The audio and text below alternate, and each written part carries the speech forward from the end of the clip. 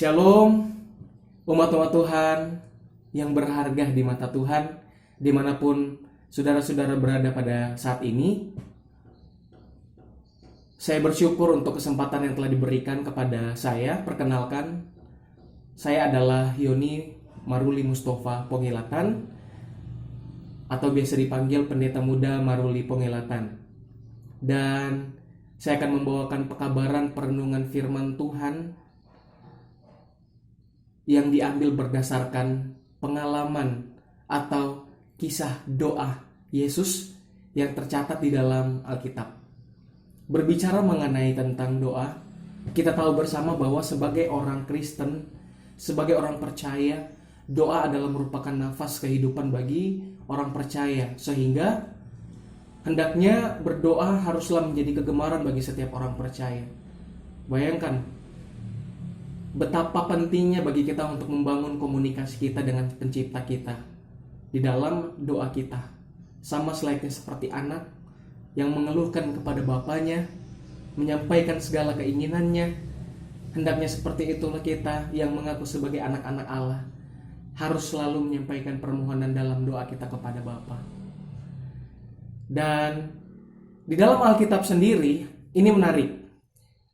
Yesus pun gemar di dalam kehidupannya berdoa. Jadi kegemaran Yesus salah satunya adalah berdoa. Dan ada beberapa naskah-naskah Alkitab yang menceritakan bagaimana Yesus berdoa. Sehingga waktu terbaik bagi Yesus berdoa adalah pada pagi hari. Dan itu tercatat dalam Markus pasal 1 ayatnya yang ke-35. Yesus memiliki waktu yang berdoa, dan seringkali dia bangun pada pagi hari untuk meluangkan waktu sendirian dengan Allah dalam doa dengan penuh ketenangan. Jadi di dalam ketenangan Yesus berdoa kepada Bapa yang di sorga. Dan pekabaran yang akan saya bawakan pada saat ini ialah berfokus di dalam Yohanes pasal yang ke-17 ayatnya yang pertama sampai dengan ayatnya yang ke-26. Sebelum kita lanjut, saya undang kepada kita semua, mari kita tunduk kepala dan kita satu di dalam doa. Segala puji dan syukur kami panjatkan kehadirat-Mu ya Tuhan Yesus. Ketika kami akan merenungkan pekabaran firman-Mu, berikan kami pengertian dengan baik. Dan ketika hamba-Mu berkata-kata, biarlah itu dapat menyenangkan hati Tuhan saja. Sucikan hati dan pikiran kami. Kami alaskan doa ini hanya di dalam nama Tuhan Yesus. Kami telah berdoa dan mengucap syukur. Amin. Pekabaran di dalam Yohanes pasal 17 dengan judul perikop adalah doa Yesus untuk murid-muridnya. Dan saya akan memulai di ayatnya yang pertama sampai dengan ayat kedua. Mari kita baca bersama-sama. Kalau saudara-saudara punya Alkitab di rumah, mari kita baca dan kita akan merenungkan firman Tuhan bersama-sama pada saat ini. Ayat yang pertama, demikianlah kata Yesus, lalu ia menengadah ke langit dan berkata, Bapa, telah tiba saatnya. Permuliakanlah anakmu, supaya anakmu mempermuliakan engkau, sama seperti engkau telah memberikan kepadanya kuasa atas segala yang hidup. Demikian pula ia akan memberikan hidup yang kekal kepada semua yang telah engkau berikan kepadanya. Saya menggarisbawahi kata sudah tiba saatnya. Ini adalah merupakan doa Yesus yang terakhir untuk para muridnya, di mana menunjukkan keinginan Yesus yang mendalam bagi semua orang percaya. Jadi doa Yesus kepada muridnya begitulah sangat mendalam, baik dahulu maupun sampai sekarang. Dan doa ini juga digambarkan atau merupakan suatu teladan yang diilhamkan Roh tentang bagaimana semua gembala sidang harus mendoakan jemaat mereka, dan bagaimana orang tua harus mendoakan anak-anak mereka. Mengapa demikian? Karena dengan berdoa kita dapat memanjatkan hubungan kita kepada Tuhan berupa permohonan-permohonan kita kepada Bapa yang di sorga. Sehingga seringkali dalam kehidupan ini juga, sebelum kita melakukan perjalanan kemanapun kita pergi, atau ketika kita akan melakukan sebuah kunjungan kemanapun, atau ketika kita akan pergi untuk mengunjungi anggota keluarga yang sakit, pastilah ada beberapa orang yang mengatakan, tolong doakan saya, tolong doakan saya. Bahkan kita sendiri sering kita mengatakan demikian kepada orang lain, tolong doakan saya. Adalah hal yang sama yang dilakukan oleh Tuhan Yesus, ialah mendoakan para murid-muridnya. Ada 8 poin penting yang telah saya catat berdasarkan Yohanes pasal yang pertama, Yohanes pasal yang 17, ayat yang pertama sampai dengan ayat yang ke-26. Ada 8 poin penting bagaimana ketulusan Yesus di dalam berdoa kepada Bapa untuk murid-muridnya. Jadi Yesus begitu sangat mengasihi murid-muridnya sehingga ia mendoakan mereka di dalam doanya yang terakhir ini. Yang pertama, poin yang pertama adalah tujuan dari Yesus berdoa. Poin penting di sini ialah pertama, supaya mereka dapat mengenal Kristus dan firman-Nya secara mendalam. Yang tercatat dalam Yohanes pasal yang ke-17, ayat yang kedua sampai dengan ayat yang ketiga. Jadi Yesus berdoa agar murid-muridnya, agar mereka dapat mengenal Kristus dan firman-Nya secara mendalam. Itu adalah poin yang pertama.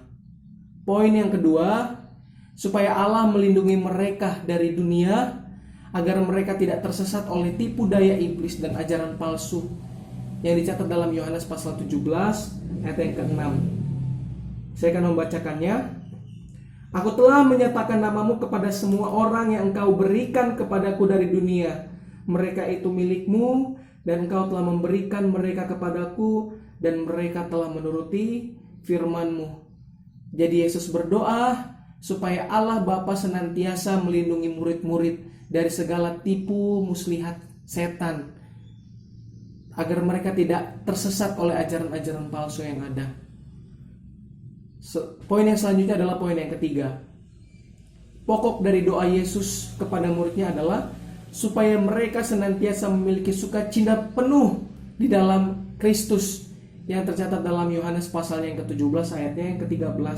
Tetapi sekarang aku datang kepadamu dan aku mengatakan semuanya ini sementara aku masih ada di dalam dunia, supaya penuhlah sukacitaku di dalam diri mereka. Yesus berdoa kepada Allah supaya mereka senantiasa memiliki sukacita penuh di dalam Kristus. Inilah doa Yesus, poin yang ketiga. Dan poin yang selanjutnya, poin yang keempat adalah Yesus berdoa supaya murid-murid kudus secara pikiran, perbuatan, dan tabiat, yang tercatat dalam Yohanes pasal 17 ayat yang ke-17. Kuduskanlah mereka dalam kebenaran, firman-Mu adalah kebenaran. Yesus mau baik dalam secara pikiran, perbuatan, dan tabiat, murid-murid memiliki kekudusan, sehingga Yesus mendoakan para murid-murid tersebut. Poin yang kelima, supaya mereka menjadi satu di dalam tujuan dan persekutuan sebagaimana halnya Yesus dengan Bapa, yang tercatat dalam Yohanes pasal 17 ayat yang ke-11. Dan poin yang keenam ialah pokok poin inti dari doa Yesus, supaya mereka dapat menuntun orang lain kepada Kristus. Jadi Yesus berdoa ketika Yesus tidak bersama-sama dengan mereka kelak nanti, bahwa mereka dapat menuntun orang lain kepada Kristus. Itu yang tercatat dalam Yohanes pasal 17 ayat yang ke-21 sampai dengan ayat yang ke-23. Dan poinnya yang ketujuh, Yesus berdoa kepada Bapa yang di sorga supaya murid-murid Yesus dapat bertekun di dalam iman dan akhirnya bersama dengan Kristus di sorga. Jadi Yesus berdoa agar iman mereka tidak goyah, supaya iman mereka tetap tekun di dalam kepercayaan kepada Tuhan Yesus. Dan poin yang terakhir adalah dalam doa Yesus, Yesus berdoa supaya mereka senantiasa hidup di dalam kasih dan kehadiran Allah. Itu yang tercatat di dalam Yohanes pasalnya yang ke-17 ayat yang ke-26. Di dalam doa Yesus ini kita mempelajari atau kita merenungkan bagaimana begitu perhatiannya Yesus kepada murid-muridnya. Dan tentunya doa ini tidak hanya saja ditujukan kepada murid-muridnya kala itu, tetapi aplikasinya juga ditujukan kepada kita pada saat ini. Yesus tidak berdoa supaya para pengikutnya menjadi satu, tetapi agar mereka satu adanya. Dan bentuk yang dipakai dalam bahasa Yunani menunjuk pada suatu tindakan yang berkesinambungan yang artinya secara terus-menerus bersatu.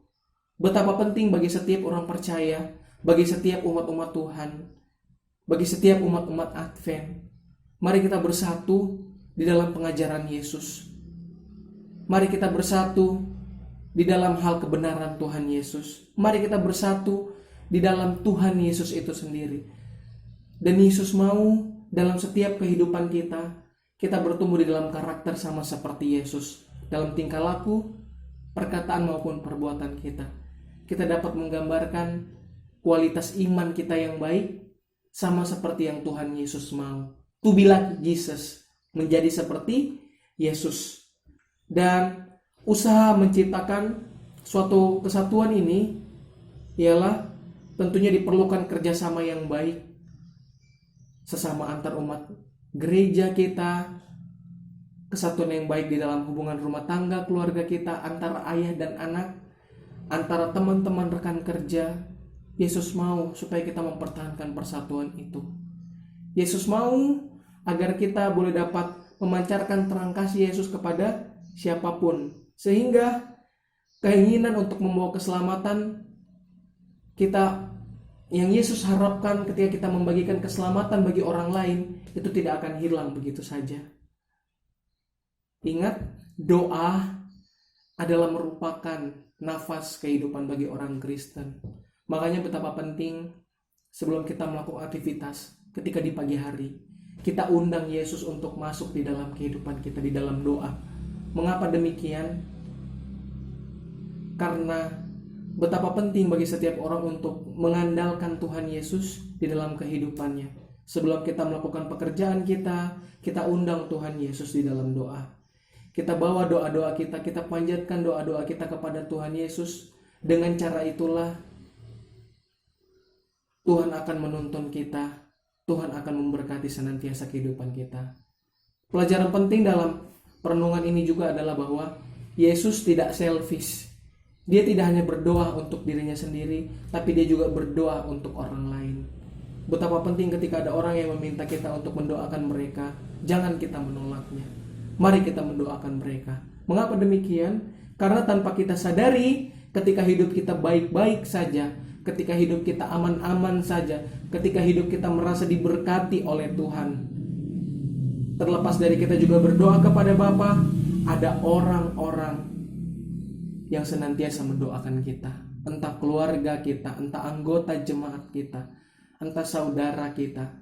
Sehingga betapa penting untuk membangun menara doa, dimulai dari keluarga kita sendiri, dimulai dari gereja kita sendiri, dan kita terapkan itu kepada orang lain. Sehingga ketika kita telah membangun hubungan kita yang baik dengan Tuhan Yesus, maka adalah hal yang sama kita dapat membangun hubungan yang baik dengan orang lain. Demikianlah pekabaran firman Tuhan yang dapat saya bawakan. Mari kita tunduk kepala dan kita berdoa. Terima kasih Tuhan Yesus, karena cinta kasih dan begitu besar anugerah yang telah Engkau berikan kepada kami. Kami mengagungkan dan membesarkan nama-Mu, ya Tuhan Yesus. Hamba-Mu berdoa, kiranya Tuhan Yesus senantiasa memberkati kehidupan kami. Yang sedang sakit pada saat ini, Tuhan Yesus tolong sembuhkan. Yang sedang bergumul di dalam kehidupannya, kiranya Tuhan Yesus tolong bukakan jalan yang terbaik. Yang bergumul untuk mencari pekerjaan, biarlah Tuhan Yesus akan berikan pekerjaan yang baik. Yang memiliki cita-cita atau harapan ke depannya, kiranya Tuhan Yesus bukakan jalan. Tuhan Yesus kabulkan setiap permohonan doa. Kami mau untuk senantiasa membangun hubungan yang baik dengan Tuhan Yesus. Kami mau Tuhan Yesus pelihara, kami mau Tuhan Yesus jaga, lindungi hari ini, esok, dan sampai selama-lamanya. Kami menyadari kehidupan kami tanpa Tuhan Yesus kami bukanlah siapa-siapa, dan kehidupan kami bukanlah apa-apa. Biarlah melalui pekabaran firman ini, perenungan ini dapat mengangkat hati dan pikiran kami untuk lebih dekat lagi kepada Engkau. Jadilah kehendak-Mu bukan kehendak kami. Di dalam nama Tuhan Yesus kami berdoa dan mengucap syukur. Amin.